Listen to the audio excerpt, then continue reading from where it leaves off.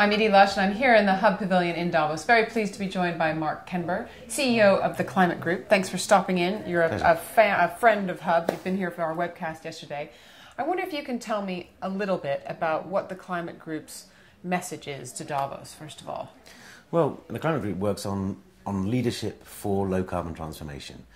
And at the moment, that's a theme that resonates very well with the topics that are being discussed here in Davos, where leadership and new forms of leadership to pull the world out of recession, to deal with many of the geopolitical issues, leadership is the big theme. And not only does it resonate in terms of the word, we believe that there's a huge opportunity for leadership around the leaner, cleaner economy.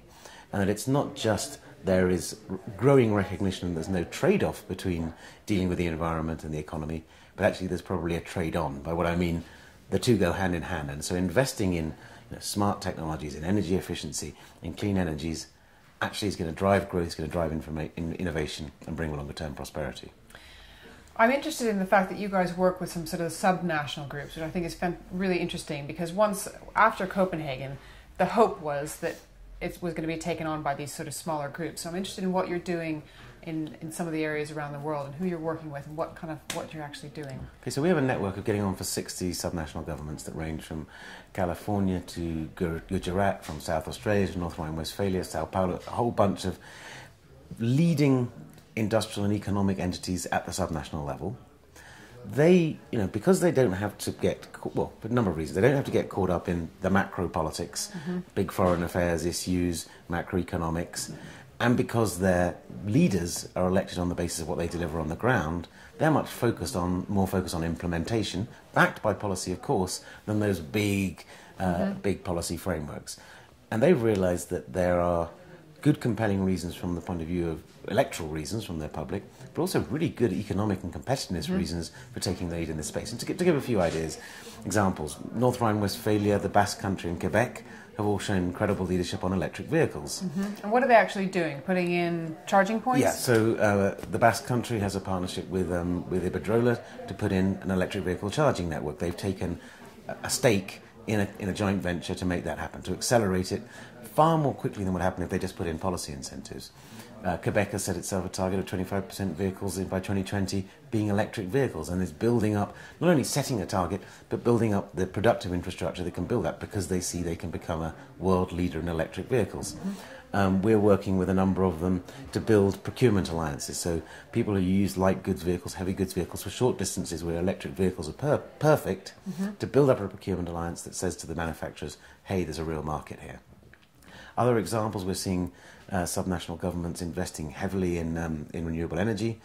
Under Mike Rand's premiership in South Australia, they went from less than 1% renewables just under a decade ago to over 23% now. And is that mostly solar? It's mostly wind, but a mixture of renewables. But most interestingly, the price of electricity has come down.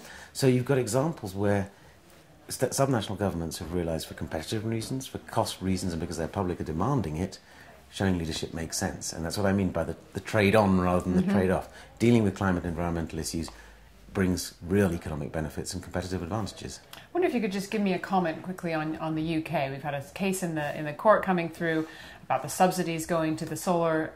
Give me a sense of what you view in terms of the UK and the renewables.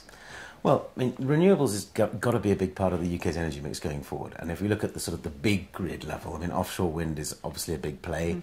There is some biomass use, there's a lot of onshore wind. The solar piece was at the micro level, at the household level, and there was a good programme encouraging people to put solar on their houses. And it's interesting that the people who took up this offer weren't just the greenies, so to speak. Oh, I know. They're normal people who recognise that this makes financial sense for them. And perhaps the government was surprised by the enthusiasm of the public. The take-up was much more than expected. And that's got to be a good thing, isn't it? It just shows that the public, they're not driven by ideology. They understand a good deal, and they realise that solar made good sense. I think also many of them wanted to be part of what we call the green revolution, but didn't know how to, and this provided them with a great opportunity. So firstly, you've got an uptake in solar, so that drives the solar businesses, and I think the industry said that 29,000 jobs have been created around it, so that's pretty exciting, especially in a time when unemployment's the highest it's been for several decades. But you've also created an interest group of people who are now bought into low carbon transformation, who will push for more because they know that it works. So the government wanted to cut the subsidy ahead of March, when it was due to review it anyway, ahead of time, and they were challenged by the industry and a number of non-profit organisations, and that challenge was successful in the High Court just yesterday. Fantastic. Which is great. All right, thank you so much for stopping in again to the Hub Pavilion here in Davos, and I'm Edie Lush.